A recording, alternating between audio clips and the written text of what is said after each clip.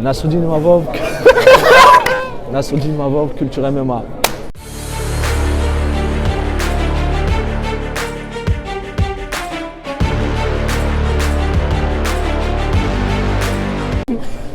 Nassoudine, bonjour. Bonjour. Comment tu vas? Ça va super. Ça se passe bien? Très bien. Très bien. Bon, on approche de ton fameux combat, en plus sur une grosse carte quand même. T'es en main card en plus apparemment. Donc, c'est ça. Face à Kelvin Gastelum, numéro 8 de la catégorie des middleweight. Lui, il est connu, hein, on n'a plus besoin de le présenter. Il a posé des gros soucis à Adesanya pour la ceinture. Il a combattu des dizaines de combattants. Il a plusieurs combats à l'UFC d'ailleurs.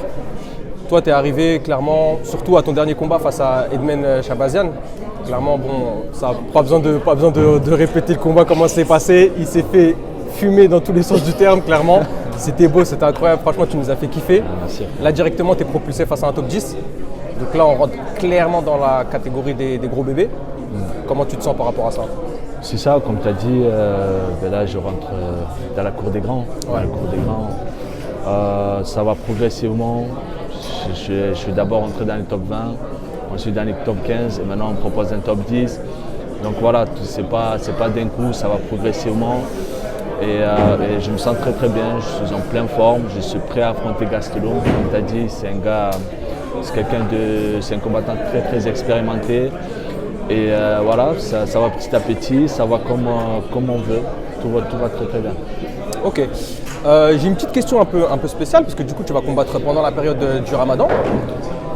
Est-ce que toi, tu penses qu'au niveau de ta préparation, ça change quelques détails, ça modifie quelques détails ou rien ne changera, tu seras prêt à 100% quoi qu'il arrive?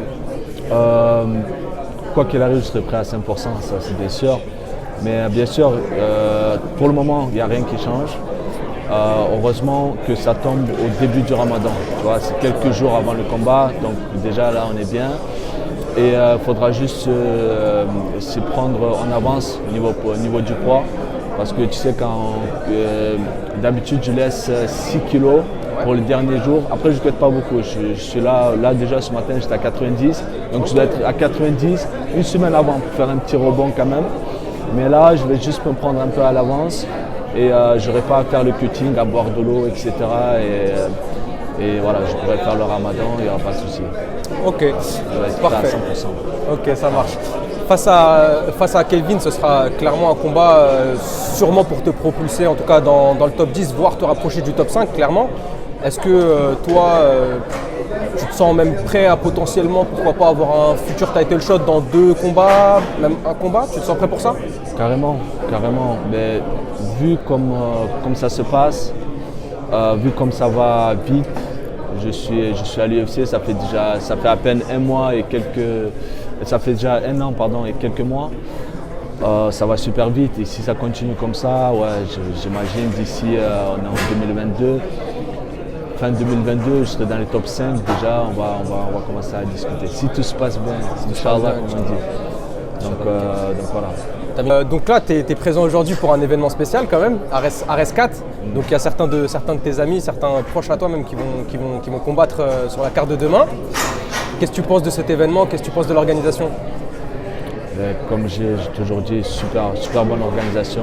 Ares, j'avais déjà combattu Ares à leur premier événement. Et déjà là, je voyais déjà la différence. C'était moi, avant Ares, j'avais déjà combattu un peu partout, Pologne, Malte. Et une fois que j'ai combattu Ares, on avait tout de suite la différence. Et j'ai toujours dit que c'était le futur.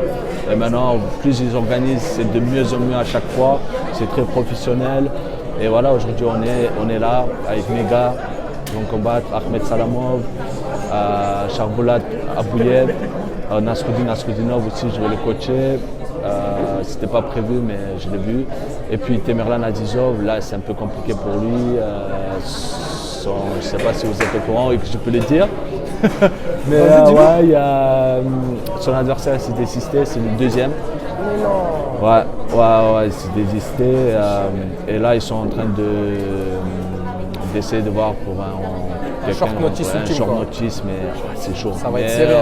On y croit parce que voilà, ils sont très forts ici. C'est très professionnel. C'est un crack en plus, on l'attend. C'est ça, C'est justement ça. C'est un crack, il a un gros niveau. Rien que ses oreilles, t'as vu ça. Je comprends que ses adversaires, tu vois, ils se méfient de lui. Mais bon, j'espère qu'on va trouver quelqu'un de, tu vois, un peu. Après bon, il y a sûrement une raison pour laquelle ses adversaires sont désistés. Je crois que le dernier c'était par rapport au Covid. Au vaccin. Au vaccin, au passe vaccinal, tout ça. Passe vaccinal, je crois, je suis pas sûr. Après, ils ont sûrement une raison, c'est des guerriers. S'ils montent dans la cage, ils n'ont pas peur. Tu vois, c'est pas.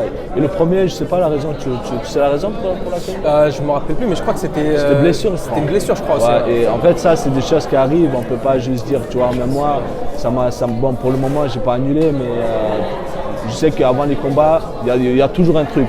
Des fois, c'est des blessures graves.